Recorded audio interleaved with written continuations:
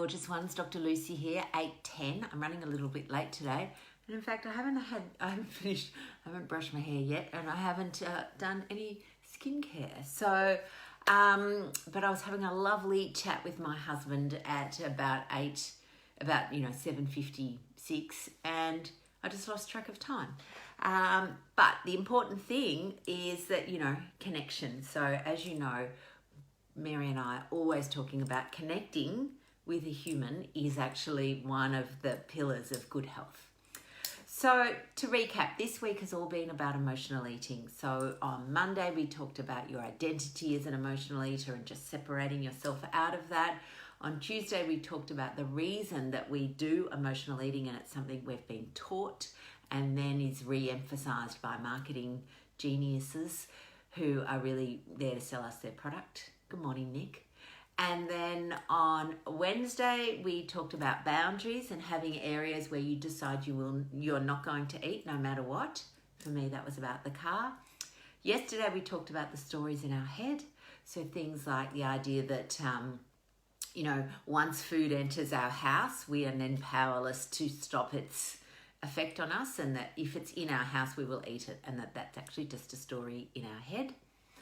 And then today, good morning, Susan. Today, and Emma, today I'm talking about compassion.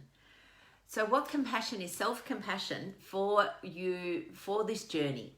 So this is a journey where you are learning new skills and learning new tools and unlearning old skills and unlearning old tools. And that doesn't happen overnight. It takes time because all of our thoughts are just hard. They're wired into our brain. Remember, a thought is a connection between two nerve cells. And when we've thought that thought, a lot of times, which I think grammatically I meant to say many times, when you've thought a thought many times, it's deeply embedded. And it takes a while for those two neurons to stop firing together. And that's okay. Okay, so understanding that there are going to be times on this path where you still do emotional eating, even though you now have this really perhaps heightened awareness of what's happening, but you are no longer powerless to change it.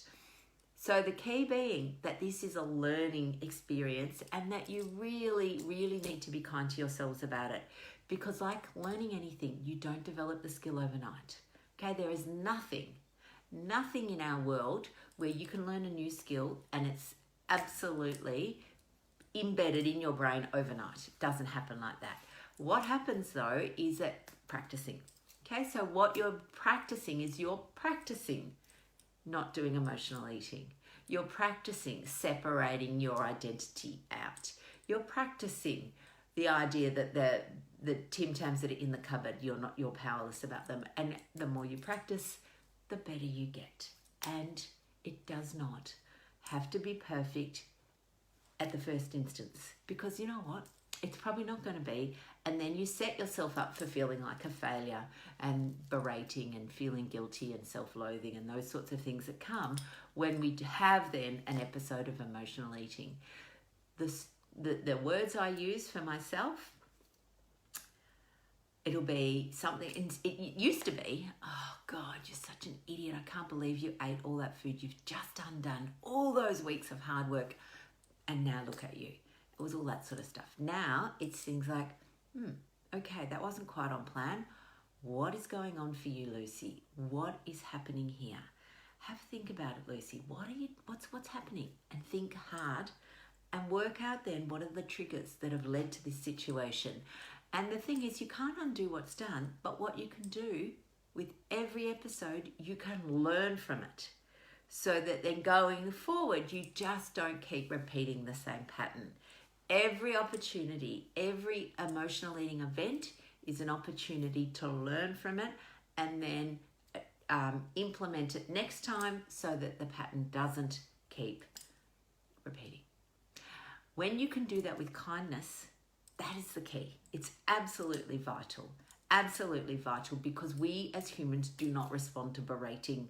We don't respond to that judgment, negative self-talk that we can do. We respond to kindness. Kindness is not letting yourself off the hook every time you do it, though.